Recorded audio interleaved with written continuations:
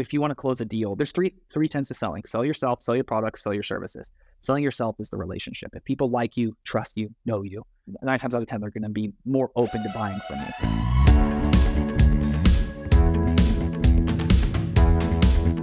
Good afternoon, good evening, good morning, everyone. I just got done wrapping up a podcast with this gentleman by the name of Jeff Trimble.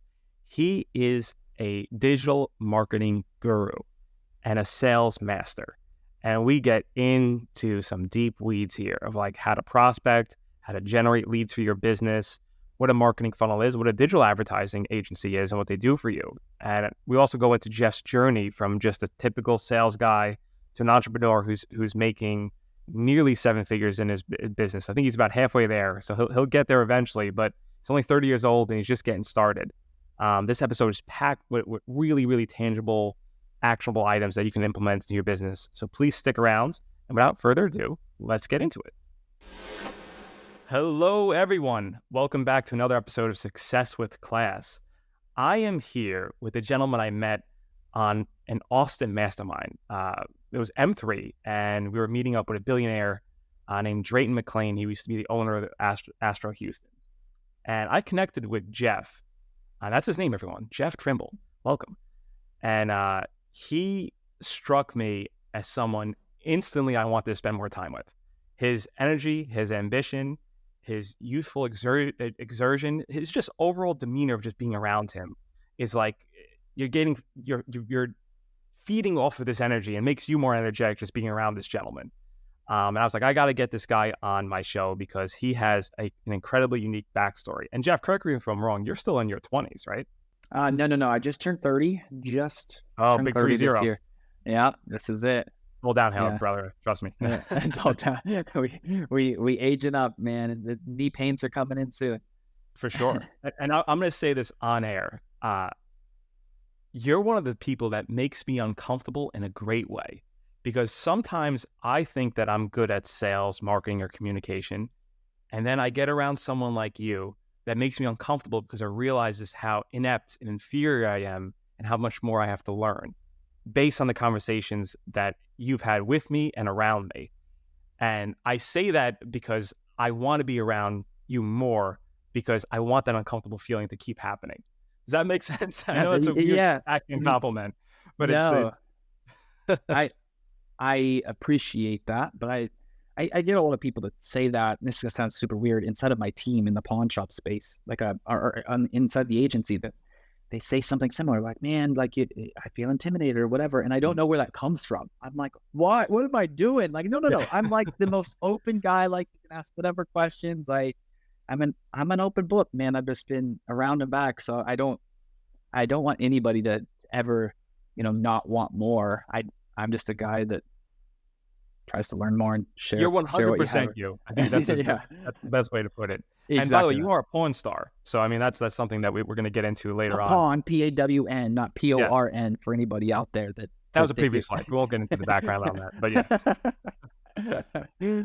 So you have a really great origin story that is not the atypical path of an entrepreneur. So I know that you were a college dropout. You were always not set up to success. Like correct me if I'm wrong, if you went to high school and said, who's most likely to be arrested or be successful, you might have been the top of the list there. I guess I'll tell you that. So I don't know that I would be at the top of the list because I wasn't completely there, but I was definitely not at the list of people like, hey, this guy's going to win. In high school, I was the guy that my 18th birthday, my dad gave me a get out of jail free card because I was a little bit of a troublemaker. He printed a little Monopoly get out of jail free card, and he's like, you just do dumb things. Because I was mischievous, I was crazy, I was kind of the schemer. I'd sneak out of my friend's house and go TP other people's houses in the middle of the night. I have ADHD, so I'm all over the place. So when teachers weren't speaking to the pace in which that I could comprehend, they'd throw me out because I'd accidentally be clicking a pen, and the world didn't understand me. And so they kind of rejected me throughout the high school world, right? The school system kind of failed me in a variety of different ways, and kind of that same story kind of happened through high school. But my origin story is I always wanted to be rich. It was kind of my call to why.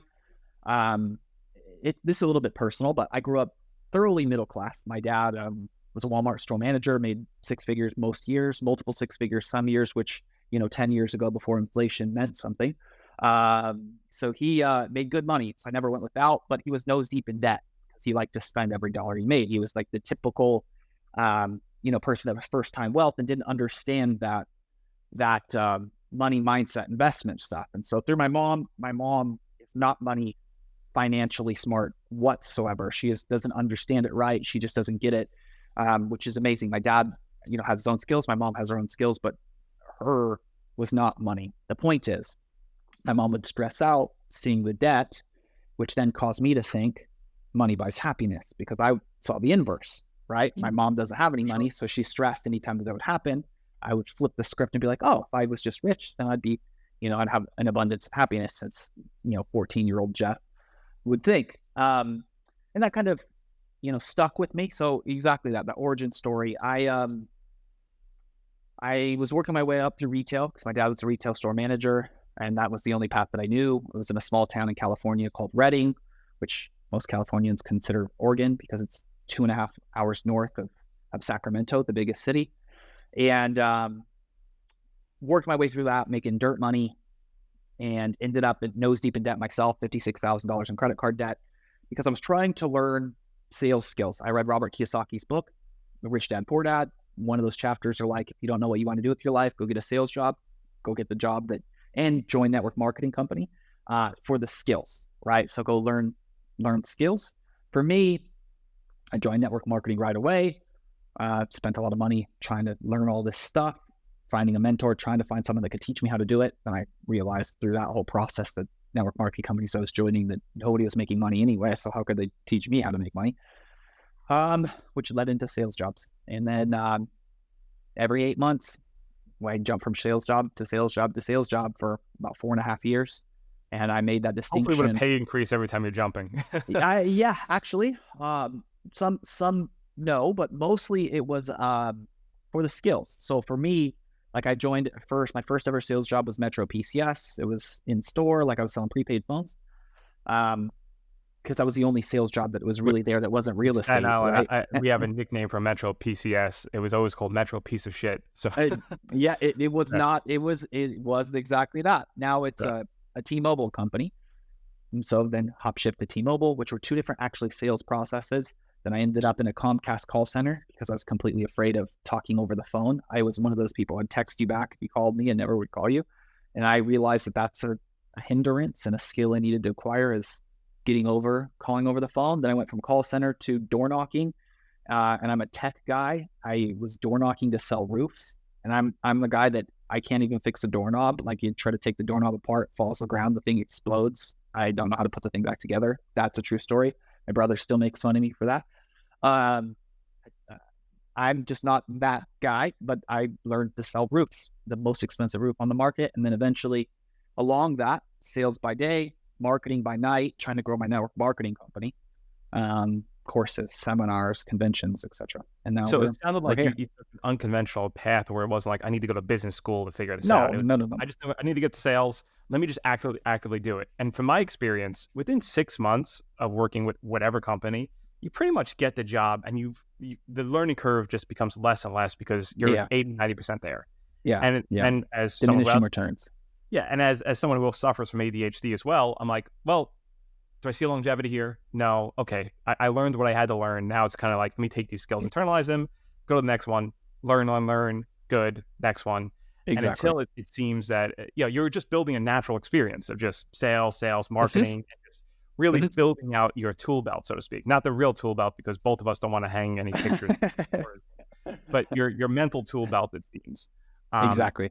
When was it where you're like, okay, I have built up this knowledge base now. I'm pretty good at sales. Like, it looks like I earned my reputations by doing these cold calls, literally door knocking. I mean, most people would be horrifically terrified about that. Oh, yeah. When did you think, I think I can do this on my own? Was there like a moment where like, I'm going to start something as an independent entrepreneur now? Great question. Okay. So that was a journey of hard knocks, because I remember the day, my first day of Friday the 13th of October, 2017, I went full-time exclusive, just didn't go anywhere else. Right. So Must have been impactful. You remember the date? well, I laugh because it's Friday the 13th Yeah. of October. So it's like The supposed to be the worst most timing, unlucky number. the, Right. the, the unlucky day. Right. So, and so that was that. So there wasn't, okay. So this is how it happened tactically, actually. In the sales world, they teach you something that's called the nut. Okay, your nut is a squirrel chasing his nut. The nut is, what is your minimum expectations or minimum amount of money that you need to make to pay your bills? Okay, and for me, I've always lived frugally, so I could buy other things. So I didn't buy a bunch of random junk for my house or whatever. I didn't, have the nicest stuff on purpose. I'd have the new phone because I worked at T-Mobile, but I didn't go buy extra furniture or nothing. So my rent was, relatively cheap, minus my debt payments. So the point is, I figured out what my nut was and said, hey, how do I sell one deal? And we were selling websites at the time. And how do I figure out that one deal pays for everything monthly? Because I was a sales guy and I was used to selling 4, 5, 6 deals a week. So I said, if I can take a step back, generate the lead myself, close one deal, and all my expenses, my minimum expenses are paid for from said one deal, then I can do this. And for me, what happened is I was already working a 1099. My last door knocking, roofing, in-home selling job of roofing was 1099, 100% commission only. So I had already gotten rid of the, salary or guaranteed paycheck already. So it was kind of a stage of like, okay, learning to sell, to eat what you kill. So you're getting extra bonuses. So first sales job was just team bonuses. Then it became a commission. And it became even more production-based commission from one job to the next. Then it became exclusive commission, which is just business. Business is exclusive commission. You get what you pay, or you get what you kill, right? And so that was the first evolution for me. It took 4 years for me to let go of the employee mindset of like, I need to have a guaranteed check. And then one day it just kind of hit me because I was selling websites. I was doing freelancer. So I was, at the same time of doing sales jobs, I was running my own companies of like e-commerce, drop shipping, network marketing, making some money from them. Sometimes big money. I did a funnel selling Make America Great Again stuff, 220,000 in 60 days. Then I got a cease and desist by the president of the United States. Sorry, you were about to, yes, yeah, big government. Yep. But the point is that it happened when I realized, okay, I have 3 months of cash in the bank. This was my runway. I operate on a net 90s. If I can make something, I can fix any problem in 90 days. So I told myself I have 90 days of cash in the bank, and if I can't figure out how to close one deal to extend that runway of 90 days, in that 90 days, then I don't deserve to be full-time anyway. And so what I was selling at the time was just websites. And I was like, I'll figure everything else out from there. I'll prospect, I'll cold outbound reach. Because the click for me was, I'm already working commission only, working a job that I hate, spending a bunch of time. Matter of building out my own website, which I'm already selling, building my own brand identity. And then correct. And I just now need to gen a lead, which I'd already been studying lead generation for all my other stuff. And then it kind of hit me. I really want to I'm genning leads door knocking. The lead gen aspect, because I think that's what a lot of business owners, when they're first starting out, are like, I have this, I'm a great plumber. I know how to fix this leak. I don't know how to have my phone ring. I don't know how to do cold outreach. How if people like, you could be the best plumber in the world, but if nobody knows about you, you might as well be the worst. As opposed to the guy who's 25% of your skill level, he's just a really good marketer and he's busy all the time. Yeah. So your lessons you learned through these years of selling, of literally door knocking. Yeah. What can we take away from that? Like if someone's starting out fresh out of the gate, they want, it's a service-based business, right? What's a great way to kind of generate your first paying client? Okay. Incredible. First off, you need to have a formalized, very easy, understandable offer. You have to have something I'm selling something. I've got fish. If you're selling fish, cool. You know what that is. I'm selling a roof. That's why I could door knock and sell roofs. It was very clear we're selling a roof. Looks like you have a leaky roof. We could see it right from the street.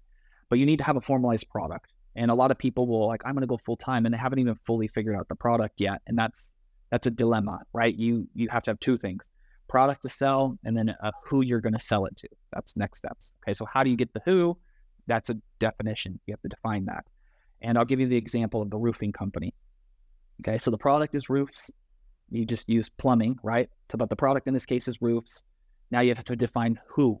Who are you trying to target off of? And what the roofing company would do is two things. One, they could scan the city and say which houses are old, like which houses were built in this date range. And they could go pull whole neighborhoods because they knew the average lifespan of a roof was 22 years, 15 years, whatever it was on their accounting side.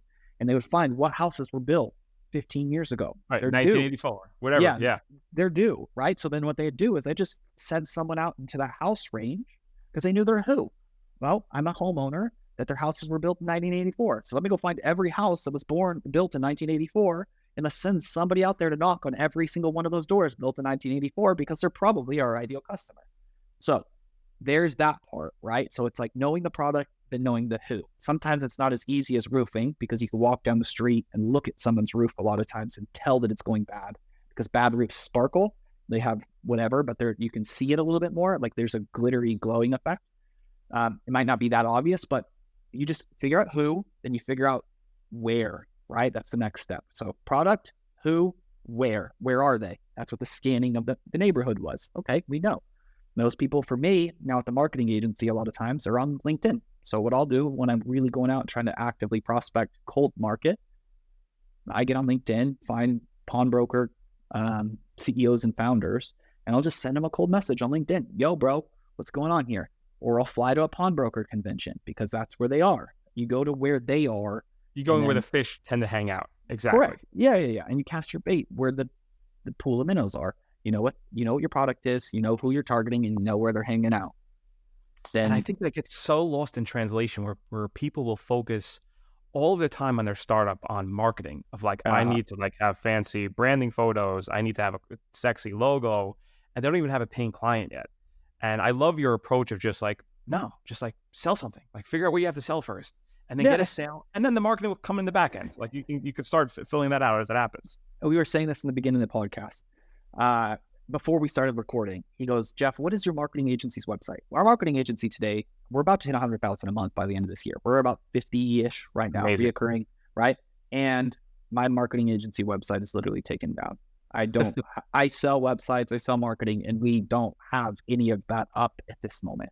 Why? Because that's not how we acquire clients. So pawnbrokers need it because they have a different model, right? So I guess that's a little bit of nuance for you guys out there. For me, you have to decide on a business on the model. Are you going one to many, meaning you need a volume play? That's where marketing has to kind of come in a little bit. You have to be more effective because you need more minnows to feed your pelican, right? Or are you really harpooning whales, and if you go get one whale, your pelican's going to eat for 5 years, right? So it's like, but whales are harder to catch, right? Takes more, whatever. And so for me, I'm a whale hunter. I harpoon whales. That's our business model. Let's go find 10 or 15 people that pay a ton, and we'll focus on those 10 or 15. But that's a decision that you guys have to make when you're launching your stuff. So a plumber, a lot of times, is a little bit more of a minnow play. So that's where you need a little bit more marketing, right? You need to make sure your Google My Business is set up correctly. You need a little bit of a proper lead source because you need a little bit more volume because your margins are less. Or you flip that. For me, my margins are, our new package that we're selling is $5,000 a month, reoccurring marketing agency every month. That's our retainer, 5Gs. So that's more than my monthly bills at this moment. Yeah, and I love when you first launched, you gave yourself that 90-day window of like, I have 90 days to kind of get my first validation of sale here, and then I can kind of kick it. And I'm sure it took you less than 90 days to get your first client. 2 weeks. There you go. Took me two weeks, and most of that time was chasing around somebody that had said yes in the first 4 days. So I got a yes in the first 4 days, and then I had to follow up with them for another week and a half until I officially got the check. So you just mentioned that you just crossed over 100K a month. That brings you to $1.2 million a year. That's extraordinarily impressive for someone who's 30 years old and who's only been in business for a couple of years. We don't hit 100K every month. So we're by the end of this year, that's what we're projecting. We're at 50,000 for full transparency and honesty for here. So we're at 600K a year reoccurring at this exact moment, and that's just retainers, not ad spend, nothing else. For our clients, still highly impressive. Rotates through our accounts. We have 1.1 million rotation if we count ad spend ish, maybe a little bit less, 750K, somewhere between 750 and a million. Counting clients' ad spend. How long did it take you to go from client one, first client you ever sold, to getting it where it's like, well, I actually have a business now, where this is like recurring revenue, I'm up to 10K a month. What strategies did you implement to get there? Was it intentional of like, I want a goal set $10,000 a month by month 3, 6, whatever happens to be? Okay, so let me give you a little bit of backstory on the agency, because there's two parts to this. Also, I would love for you to explain what a marketing agency is, because let's assume people are tertiary knowledge about it. Yeah. So I'll start there. Marketing agency, then I'll go a little bit of history, then I'll answer the direct question. Okay. So what a marketing agency is, we're done for you marketing agency, meaning that we're doing a service. Physically, we're selling our time or our experience or our knowledge, building funnels, building websites, running Facebook ads, doing SEO, video editing, blog writing, etc. So every agency is slightly different, but for us, traditionally, it's in-house digital marketing. We're running ads, media buying, etc. And we first started the agency. I built it. That's what I was talking about here, getting into my first client, etc. I was doing freelance work before that. I had somewhere along the line when I was a freelancer at sales jobs, I realized there was an opportunity here because I was selling some video editing services that I was editing myself, selling websites that I was outsourcing to a partner. So I found a creative partnership. Actually, this guy would fulfill the deals. I just had to sell them, which was really cool. So I wasn't physically developing the sites. And then from there, what happened is that we got into like another mastermind group, and I did a promotion. We had a logo design person. We gave away 200 free logos, just cost me $5. Another negotiation. That's a story. Out of those 200 free logos, we popped off and sold about $50,000 worth of websites right out of the gate, just because we had so much attention, and we were selling websites for about $3,000, $4,000 a pop, somewhere right around there. So 10 sites is 40 G's or 30 G's, depending on the low end. We sold 10. Maybe a couple more, give or take 10 to 15. So we had $40,000 in cash flow real quick. And that's when I realized that let's get back to that strategy of giving away the logos for free, because that is an amazing strategy that someone who's in the service business can do just to gain that initial traffic and attention. Can you break that down with me a little bit about what was this something that, like, you're kind of going back to Mr. Alex Ramosi, he had $100 million offers. Like, I really want this to gain attraction so we have enough attention, provide as much value as possible. Let's prove our worth of, like, look how amazing your logo is, and then get them into like the funnel. So like, okay, now prove that sales logo. Let's go up to websites. Let's keep the scale. Correct. So that was intentional. Let's go back to the roofing world, right? So that's where I learned it. So with the roofing companies, the door knocking, you weren't selling a roof. When the door knockers would come through, when I did my fair share of that, they were appointment setting. Hey, we just want to do a free roof inspection. It looks like your roof might have some spots. It looks old. Like, we want to get into your attic and check it out for free, right? So free lead offer to get the salespeople through the door. And that's where I was like, hey, I can do that in marketing. What's something super low cost, but has high perceived value, right? Low cost, high perceived value. That's the trick there. And I was like, logos, dude. Some people charge $500 for logos. And then like Nike spent like $1.2 million on their logos with stock, et cetera. It's like he paid like $12,000 in the front end and then gave them stock. But the point is, so I was like, oh, there's high perceived value in logos. Let's give them away. I can go to Fiverr if I need to outload them and just get something good and on repetition. And I've got a friend that's really good on them, and we can do it. And so I was in a group of business owners. There was like a little mastermind of 3,000, 4,000 people. And that group creator told us that we could talk about our own business and promote it in that group. And it was followed by a convention. So there was a convention that came after it. So our mastermind group and everyone in that mastermind group went to the convention. So we'd actually meet up in person.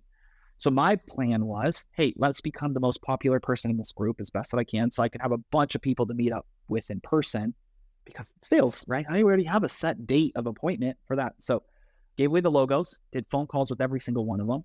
Out of those logos, we actually ended up making $8,000 in profits, because we gave away the logo design, but then we upsold like video edits and other things else, just like attached to the logos, logo reveals, etc., that could people post on their feeds, just little random bolt-ons that we could get. So we actually didn't even lose money on logos, but it was a whole lead gen that we just did on purpose. How do we get people that we can give something of value to them, some added benefit, something special that makes them like us more, right? So it builds the relationship. In sales, if you want to close a deal, there's three tenets to selling. Sell yourself, sell your products, sell your services. Selling yourself is the relationship. If people like you, trust you, know you, nine times out of 10, they're going to be more open to buying from you.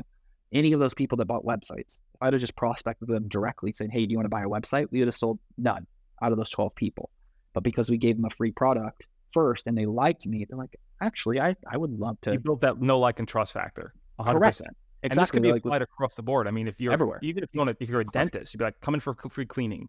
knowing that, oh, there's a crown that's loose. Do you want me to fix this? It's going to be now you're already developing a relationship. If you're an auto mechanic, free oil changes. Come on in, open promo for Mother's Day, whatever it happens to be. Change out the oil. Hey, your filters aren't great. Your brakes are this. Your brakes are that. It lets people kind of get into doors to let them know you. Provide an excellent free service, and then just again value add. And it's not even, I don't even consider upselling, because at that point you're providing so much value to your client that they're more inclined to follow your lead and say, oh no, you're right. Like, yeah, there is something wrong on my brakes. I should take care of this. I'm glad I'm here. Yeah. And there's two sides to that, right? So one, I had a ton of people. I think when you're doing a lead, you're giving away this free thing. You want to make sure that you put some sort of formal presentation after that. So everybody that got a logo for me, I called them and I would talk to them real quick. Tell me about your business. What are you trying to accomplish? And I already had an agenda that I was going to sell them a site from the logo. So I was just talking to them, mostly like in the guise of I'm going to fulfill a quality logo, but I'm probing other additional questions in that moment to see, hey, is there an opportunity? If you need a logo, do you need a website? Probably. You at least need it changed onto your website because now you have a new logo, right? So there's that. But number two, what you just said, the generosity of the customer. I don't know how many people that we did logos for that would just like, they were like, hey, how do I pay you for this? I was like, it's free. They're like, no, send me your PayPal. And then $500 showed up on my PayPal. They just sent me $500. They're like, we love this logo so much. Here's $500. And I'm like, I didn't ask for it. They just sent it. And so it's not everybody. We gave away 200. We got 10 sales, right? And like 4 people just sent us random cash.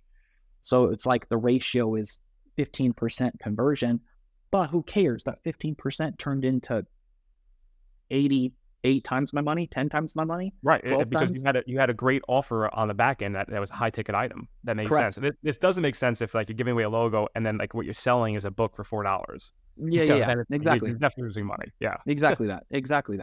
And still to this day, that was 4 or 5 years ago. Still to this day, I get people calling me, hey, I remember that logo you made me. How's things been? Hey, I remember that. Like, are you still doing marketing agency stuff? Because I need another logo. I'm like, I don't do logos anymore, bro. But I still get calls from those same people that I did it for. People have my logos on billboards. I've driven by signage. My logos are on. They're everywhere. So it's really That's a cool feeling, man. Yeah. So now that you started developing these websites, $3,000-$4,000 a pop, let's just say. At what point do you end up pivoting into either your coaching sessions or going like, hey, I'm kind of, why did you move away from the websites? Let's start there. So fulfillment of websites is a disaster, especially WordPress. It is a crap ton of work. And sales guy Jeff was not fulfillment guy Jeff yet. This is the biggest lesson that I had to learn. That I'm still learning, because sales guy, you take anybody's money because that's what you do. You're a deal closer. No problem. Yes, we'll take care of you. Transactional. Next. Correct. Yes. But as a sales guy, you never had to fulfill the deal. So you didn't have to do the follow-up and customer service and calling them and getting the content and writing the content on the sites, etc. So as I was fulfilling my own deals, I started to realize there is a crap ton of customers that I don't want to do business with because boy, oh boy, are they not fun to deal with. For whatever reason. Okay, so that became the biggest epiphany, number one. And then 2, time delivery. It was taking us about 3 to 4 months for turnarounds because we did everything custom. So we weren't just going and doing like the normal web developers. That was our offer. We were building you a custom design and actually created you something nice. And we didn't actually go and just buy a template for $50 and then modify the template for you. We refused. So that was our pitch. We're going to give you the best for less. Somewhere along the lines, I started to realize that as I'm selling these sites, it's great. I made $40,000, but now it's going to take 2 or 3 months to fulfill them. I have nothing coming in those 2 or 3 months because I'm not actively selling. I needed to figure out what to do here. So we started upselling like SEO services, Google ad services, lead generation, Facebook ads, etc. And this is where the first disaster of the marketing agency became. We built it up to about $30,000 a month reoccurring. But it was in like 10 or 12 different markets: dentists, doctors, chiropractors, foot people, landscaping companies, roof companies. There's nothing niche. And in marketing, it's the nuance that makes you successful. No, none of our customers were upset with us. We didn't get any bad reputation, nothing. But what happened for me is I just created so much work for myself to fulfill in so many different markets that I couldn't be creative anymore. I oversold my bandwidth of what I wanted to be. The customers were happy, but I wasn't, right? And so I didn't learn the CEO yet of how to delegate and outload or offload and give stuff to employees. I was freelancer. I did all the work. I was selling me. One day I woke up, fired off all of them except one client because I was like, I just hate this life. I didn't quit my job to go make 10,000, 15,000. And that was all of that was a year and a half. So you gave up a fairly robust business, and for the vast majority of most business owners won't get to $30,000 a month, right? Yeah. You just like, to hell with this. My mental health is more important. I'm going to give up all this income as opposed to even riding the wave to even sell it. Believe me, I've been there. I just went through an exit. There's a moment in time where like, I'm done. Yeah. But I give you credit for that, man. I didn't even know that you could sell at the time. I didn't have any mentors. I didn't know anybody in marketing agencies. I couldn't even call anybody for help. That was the problem. I didn't know anybody to call and say, hey, how do I fix my marketing agency? What am I doing wrong? I accidentally did this. That was where it was. You created your own beast or monster, so to speak. Correct. My own closet monster. Yeah. Exactly. So the one client that you didn't fire, what industry were they in? Pawn shops. Here comes the porn star story. Yeah, exactly. Now, pawn shops, I'm sure anyone who's listening, their reputation of sleazy, alcoholic-driven, drug addicts, shadiness is not well-deserved at all, right? There's a stigma about pawn, right? You see it in every movie, Men in Black, 2 or 3 different Disney movies, that it's always this slimy underbelly, skeletal, creature that, reptilian with the lizard, whatever, that seems crazy. Now, there are some, like, don't get me wrong, right? There is always some truth in a stigma or whatever, right? There is bad operators in every bunch, but not all of them. Actually, a good percentage of pawnbrokers genuinely run a clean shop, a quality operation. There's good deals.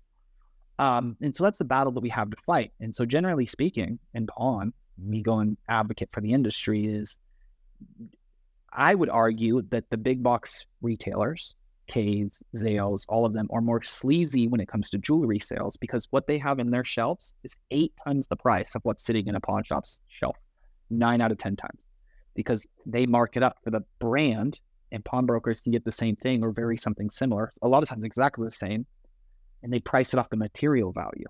So it's like, what is the actual gold or diamonds worth that's in that piece? And it's the same quality item, but for an 1/8 of the cost or 1/5 of the cost, 9 times out of 10. Now, did you purposely go into pawn because you like the owner you're working with, and that you saw an opportunity of like, hey, no one is focusing on marketing agencies in this industry, or very few are?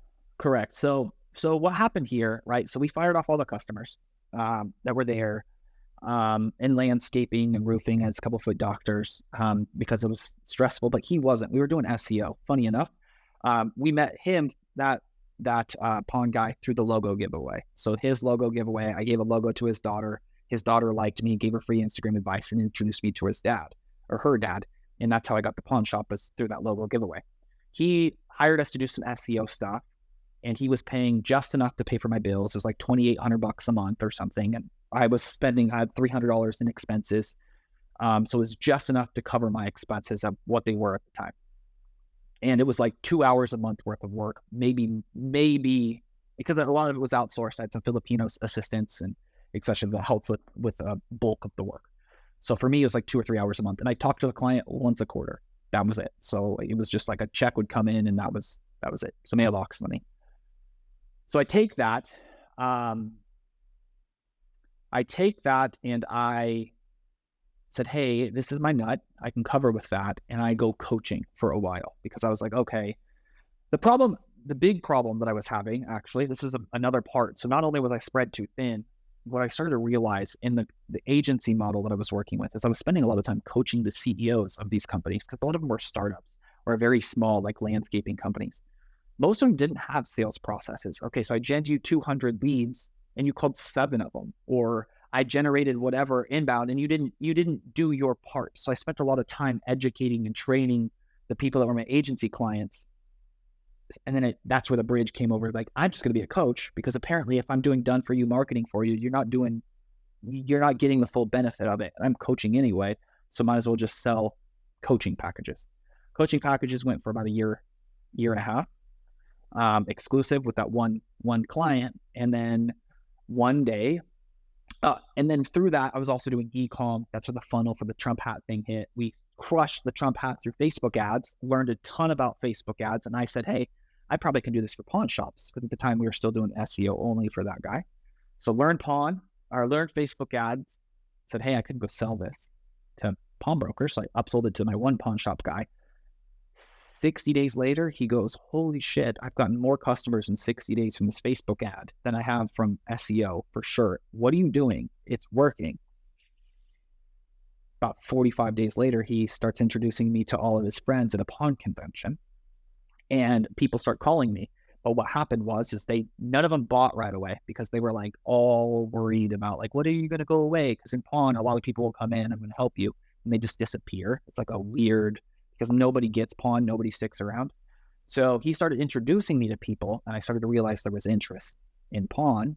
So I got on LinkedIn and said, hey, let's go back to the harpoon. I have like trying to find a whale. Yeah. So I go find a whale. I go find 3 people, send a LinkedIn prospect cold message to a guy in California and said, hey, you're losing $100,000 a month because you're not hiring me. And I know that because I have a case study behind it. And this is the case study, and you're making all these mistakes. And I said, you click the button above and book a call with me in the next 48 hours or a week or whatever, or this message self-destructs, then I'm going to call your competition. And I did say that in the video, or I'm going to call your competition. They booked a call 48 hours later, said this was the best cold prospecting message I've ever received in my life. How much? I said, it's 10 grand a month, 5,000 for ad spend, 5,000 for me.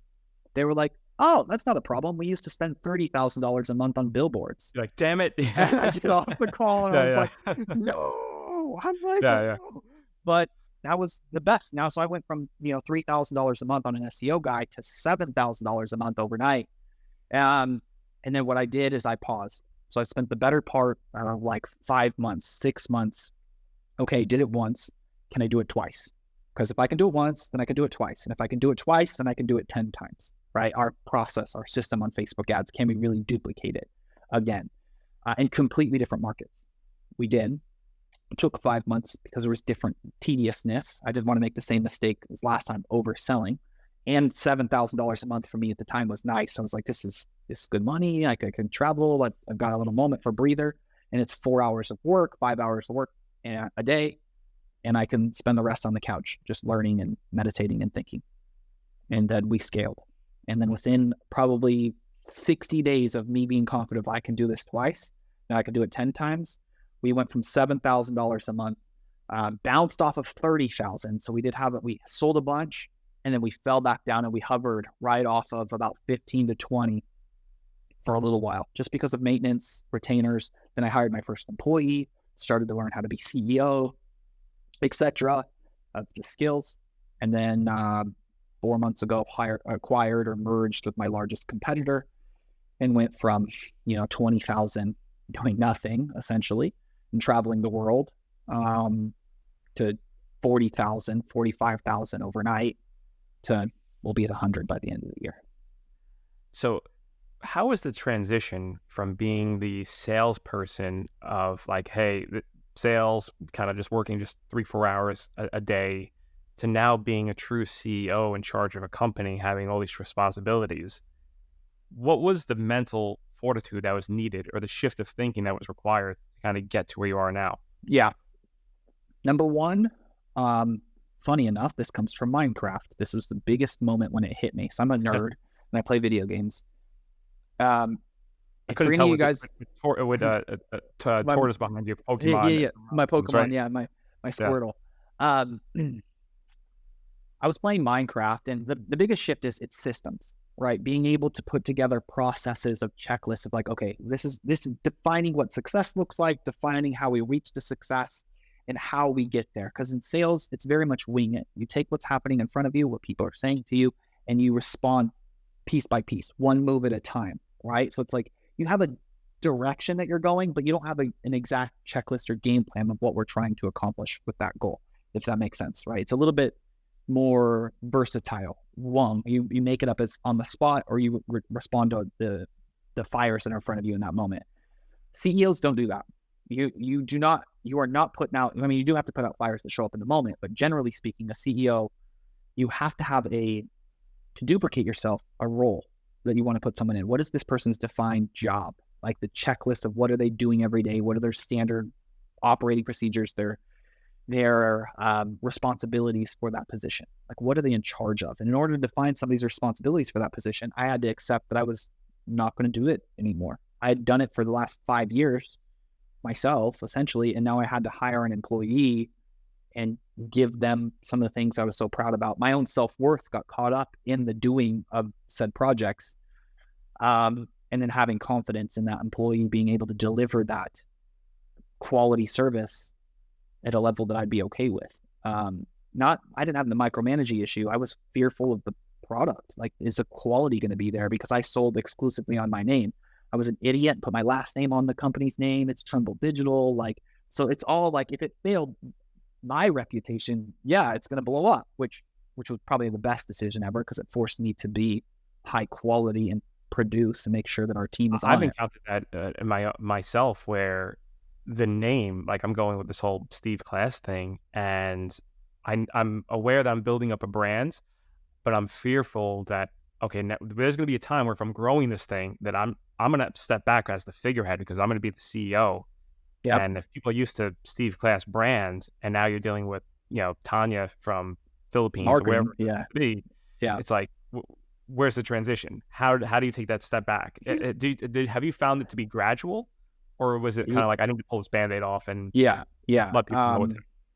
It was more of an internal battle of limiting beliefs. First, I was saying, which is partly still true to this day, but that's probably my market specific. A lot of the clients did hire me for me. And so it was more gradual for them to accept it. But I think what happened, so if I wouldn't have been upfront, hey clients, I'm trying to scale, which they all knew that. Hey clients, I'm eventually going to have to hire people, and I'm not going to be doing the work forever. And if they weren't clear on that, it would have been a lot harder of a transition. It was already hard as is, because if they thought of me as an employee as I'm the guy doing the job, it's a reality or perspective shift on them. Like, wait a second, it's not him doing the work anymore, and they have to deal with that fear themselves. They can't fix that. So for me, what happened is how I decided to approach it was new products most of the time. So I'd have an assistant doing all the delegation work where the clients would never know that I had an assistant doing the work. And then any of the new products, I'd be like, hey, I'd pitch them on the idea, and I'd be like, I'm hiring this new guy. He's really good at this project. And I would sell him. Fluid transfer. Right. So it's like, from the beginning for that said product, they were okay with it. Started with video editing, for example. So we just like, boom, I got some new video editors. They're going to crush it. In fact, since you're a cool client, I'll do it for free for you for the first 60 days. And then this is awesome. And then that kind of helped. There's certain parts of it that they will never let go. So that was my strategy. And once they started letting go on those parts, and they're like, oh, Jeff's got a good team, and they started thinking me as a team leader, then all of it started getting outsourced, and it was fine, right? There's certain parts that just gone. So definitely gradual. And I think my strategy was smart, great, man. Right? Now, absolutely. I've interviewed a lot of entrepreneurs. I've met a bunch of small business owners. A lot of these guys, they're putting in 60 to 80 hours a week, and that's their whole purpose, is just being in the business, getting in the office at 7 a.m., not leaving until 7 o'clock at night. Where I think that you and I are on the same wavelength. We're like, do you want to be that guy putting in 8 hours and your life is your business? Or do you want to transition to where you're a lifestyle entrepreneur, where you're putting in the work, working hard, but you have a life outside of this? And a lot of people have said, especially when we just learned from a billionaire, that no, in order to make it, like, this is it, that your sacrifices, that you don't see your family, you don't kiss your wife goodnight, you're not going to go date night as much. Is there a point in your business where you just like, hey, this is enough, I'm happy where it is, I want to now work a couple hours a week, a couple hours a day, so I can enjoy travel, I can spend time with my girlfriend, my partner, and you get to experience. I know you're going to Barcelona soon, which is fun for you. So I don't know. So I'm a workaholic too. I'm a little bit more on that spectrum, but I do it in a little bit different. I think that for me, this goes back to the original of the 90-day bursts, right? I can solve any problem in 90 days. And usually what I'll do is I will work those 80-hour work weeks and those 90-day periods. And I will just destroy till we get to the goal that we need to go. And I'll go really hard. And with my partner, she actually works in the business with us. She's my boss. I get her on the same page. Look, we're going to go hard. Like I need help on other things in the house because I'm going to drop the ball on all these things. Let's go hard time. We're getting to this level. This is where we're going to be. And this is what we're going to get for it. And this is the end result that we're going to create. And she's like, let's go. Like, if that's where we're going, I want in. And she'll help. Right. So I pitch the end result. This is where we're going. And then after that 90 days, then a lot of times I'll somewhere off. I'll take some time off. I'll go to a month somewhere else. I spent 3 months in Asia, and I will work 80% capacity. I'll go on 90 for 90 days, I'll go 120% work capacity. And then for another 3-4 months or 2 months or whatever it ends up being that I need, then I'll go 75% capacity. It's like, an analogy. I don't remember who told me this. It's the analogy of an airplane taking off, right? If you want to get an airplane to get off the ground, it's full throttle. Yeah. Yep. Full throttle all the way there when you want to get to the next level. Once it gets to the 30,000 feet where it wants to be, it's 70% throttle, 60% throttle, and it maintains just fine. Right. And so that's literally what I do on repetition. Full throttle as hard as we can go. All right, time to operate. Boom, boom, boom. Right. So in and out, in and out, in and out. And that's what works great for me. That's fantastic, because it also helps you not get to that burnout phase where like you don't enjoy it anymore. Yeah. I think of it as seasons. Like there's a season where you have to harvest, you're busting your butt just to kind of get the business up and running. This is our plan. And it's like, okay, I don't want to use the word hibernate. I need to reset, where I'm like, I'm going to do some mental stuff, meditation. I'm going to go visit Bali, wherever it happens to be, where you're still working, but it's not where it's like, it's the be all end all. You're experiencing life now. I think it's so important for other business owners to get that and not just have that, I'm going to go 100% of the time, 100% of the time. Yeah. Because eventually it's going to give.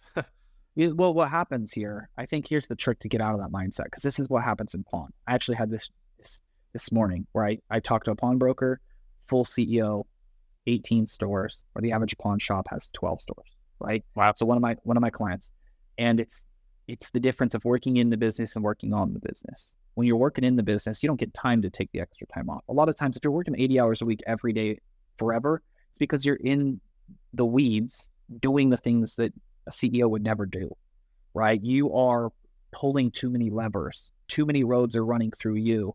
You haven't offloaded those roads to go through somebody else yet. There's a term in the pawn space, because they work at a counter. It's traditional retail, right? He's like, the CEOs that are humping the counter all day long are losing, because they're sitting there just working and dealing with customers, right? If they don't ever get off and start working on processes, you're doomed. And that's my, 90 days I'm working on the business. I'm working a little bit in the business because shit's breaking, because I'm going really hard, working on the business, working on.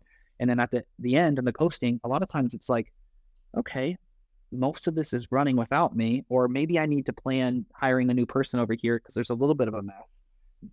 Giving bonuses to the team so they can take some time off and recover themselves too. But it's just maintenance. Okay, let's just make sure the customers are happy and enjoy the fruits of the house labor. Now let's just keep it humming along. Let's change out the filters. Let's get the boiler serviced, and you get to that phase. Correct. And for me, I am blessed that I don't get stuck in that zone. Like, my body gets bored of the stagnation. I will sit there and I'll go and I'll sit there and I'll sit on the porch of that house overlooking the mountains, drinking a coffee, with the birds chirping in the background, right? And eventually I'm like, well, this is awesome, but it was awesome yesterday. It was awesome the day before. It was awesome the day before. It's not really that awesome anymore. I want something else, and I'm like, it's time, and there's seasons. Like, let's get back into it. Let's start planting some seeds now. It's general mode. That's what I call it. It's general mode. And the team knows. They're like, oh shit, Jeff is coming in and he's going to start barking orders. And it's the siege. The siege is coming on. General Jeff is coming in, and I give them all a heads up. Hey, this is where we're going. You ready? And they're like, fuck, I'm not ready. Yeah, probably wait for you to go back to go ahead, take a 2-week cruise to Barcelona, please. Yeah. Wait, go back. No, we're not ready. Please don't go away. And then in the middle of it, when they're all crushing it, they're like, this is amazing. Because, I pay out bonuses on productivity. So like, all of them start getting additional cash. They're like, what? Where'd you go? Why'd you leave? and they're all just making money hand over fist on what we're doing in those seasons. And they're like, damn. But That's fantastic, Jeff. I really appreciate your tried and true experiential wisdom. This is not theory we're talking about. You walk the walk, talk the talk. Thanks, man. And I always end the podcast with this question, and it's introspective. Rewinding the clock back down to a 20 or 21-year-old Jeff Trimble who maybe just got that first retail job working at Walmart or is going into the first sales position. And think of this as any other person who's going through this right now. What have you learned? What advice would you give to that person that can shift the paradigm to accelerate potential growth? I'll give 2. Don't sell your 10 Bitcoin at $352, you idiot. Number one. Really? Yeah, I did do that. Yeah, I really did do that. You idiot. How much would that be worth now? I was like a $250,000. It was like a $250,000, maybe more. Well, today it's 20,000, so $250,000 today. At its height, it was 600K. So yeah, that was fun. Anyways, so but revolutions, man. I think the advice I'd give, and I kind of already knew it at that time, but no one gives a fuck about you, like what you're doing, where you're going. Everybody that says they want you to do good, it's bullshit. They want you to do good, but they don't want you to do better than them. Not as good as they are. You're not as good as they are. So it's like, so if their opinions don't matter, then do it for you, right? Do it for what you want to do, to be proud of yourself. Like pick that. So number one, it's that. So when I first started, money buys happiness. So I'm going to buy the nice car. I'm going to do a little bit of that stuff. That's not true. Straight up not true. It does. I mean, I've never seen anybody sat on a jet ski. So there is a version of that. But I think the real advice is this. Money doesn't buy happiness, but just like in a video game, it allows you to focus on the side quests, and those side quests are what bring you the happiness. Most people in life, when they're going through business, or in life, when they're going through life, all they ever get to focus on is the main quest. What the main quest is survival, paying for food, paying for rent, keeping their head above float, and they're bobbing in the water. That's the main quest. How do they keep swimming to stay above board? Maslow's laws, the full food, shelter, the basics. Correct. And the second that you get that main quest done, life becomes life, a life worth living. And it doesn't even take that much if you are not blowing it away, right? My nut was $33,000, $2,500. So my main quest was accomplished at $3,000 a month. When I hit 7, I'm like, boy, oh boy, do I have a ton. Yeah. And that's what I thought. So the answer is learn about the side quests, go to the meetup groups, meet people, join masterminds, hang out with the others once they're there. Because that's where life gets fun, and it's not all just, what am I doing this for, right? There's those days when I was growing my business where I ran into a wall, and I'm like, I just made $200K this year. What did I do it for? Because I didn't even go look at the side quests. So there's that, and repetition. Go faster, dude. Compress time. I don't care what anybody says. Never take the advice. Balance. Fuck that. Nobody great ever balanced. You go look at Kobe Bryant. He shot 400 shots in the morning before his training started or whatever it was. You can balance later on. Pay the price today. It's the Grant Cardone saying, pay the price today so you can pay any price tomorrow. Compress your time. Do 50 times more work today, because the revolutions of you doing it at speed today, you'll learn more. That's what I got out of the sales jobs. I jumped from sales jobs so quick, and I learned faster. So it's as many revolutions when you're young, as fast as you can, because those revolutions are experience. And dude, when you're 35 and you have all that experience, you're untouchable. Nobody, the average person my age, I run circles around them. And that's not me trying to be disrespectful. It's because the revolutions. You put it in reps. That's why. Yeah, the faster that you can do that. And you can do that today. It really only took me 2 years of those revolutions, right? If you put them in for 8 months, you would be very close to where we are, because the last 5 years, I haven't got to put in as many revolutions to grow the next level. It's been maintenance, right? Absolutely. So it's like, you can get here quick. So go faster. Spin faster. I appreciate that, Jeff. And I know your website's down purposely because you're doing a merger. But if you happen to be a pawn shop owner, and I don't know how many pawn shop owners are listening to this, and you want to really expand your business, this is the gentleman you need to speak to. And I know that you also have intentions potentially of expanding outside of pawn shops in the future. So we're excited to see how your journey is going to take. Yeah, or If if you people want to find you, is there a quick, easy source to get in contact with you? just Google Jeff Trimble, and I'll land up anywhere. Jeff, Jeff, Trimble, Trimble. I'm on every social media platform everywhere. You can find all my socials are the Jeff Trimble. So you search that into anywhere, you'll find me. And I'm open for questions for anything. It doesn't matter if you want to talk acquisition costs, prospecting costs, processes, acquisition, how to do it, whatever. It doesn't matter what niche you are. We've done it for many places. For the done for you side, I 1,000% am not taking anybody else because it's too much work. Right. But I'll teach you whatever you need to know. If you have questions, I'm always an open book for anybody on this podcast. Fantastic. All right, Jeff, thank you again for coming on so much, my friend. I look forward to our next mastermind together. Be a fun one. And you're headed off to Barcelona when again? March, April, May, We got a little somewhere bit of around time. there. Yeah, A little we bit got of time. I'm sure We we'll got time. connect soon. Yeah. All right, take care, man. Thanks again. That's good.